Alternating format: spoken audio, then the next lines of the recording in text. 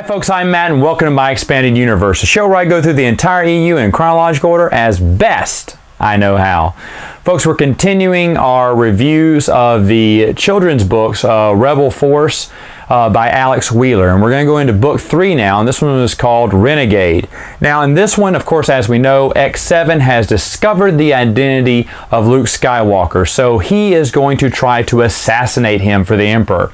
And if you think about it, this makes sense, right? Because Darth Vader is trying to get Luke to come over to his side so they can take on the Emperor, and the Emperor's going to go, okay, I'm going to try to assassinate your son, and be like, what, Vader, did you have something to say? So it really does emulate the relationship with the Emperor and Darth Vader, having, the Emperor sending X7 there to eliminate and, or discover and eliminate Luke Skywalker. Unfortunately, that plot fails. Oh, spoiler alert, right? But it fails, and Han Solo actually uncovers X7 as the traitor. You are an Imperial spy. So then, of course, X7 has to flee the scene, and before they can get any further in that, Luke has to go back on a mission to Tatooine.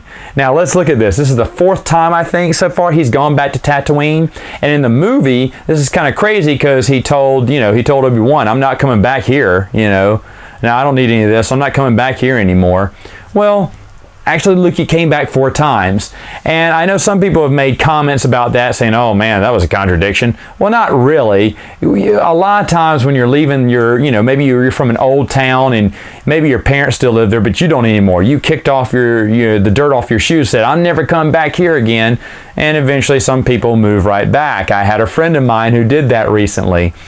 So you never say never, right? So I don't take what Luke said in A New Hope literally, like I'm never coming to Tatooine ever again. No, he returned several times over the years. You're always going to come back to, well, what he considered home.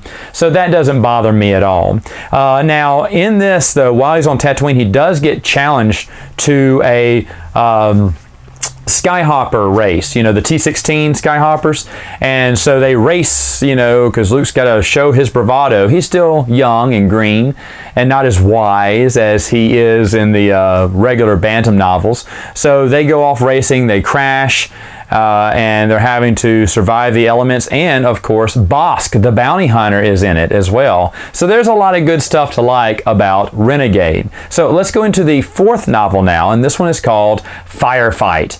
Now in this one, X7 has hired a ton of mercs. Now that he can't get close to Luke, he's hired these other people to try to assassinate Luke. X7 is kind of the main villain through all this.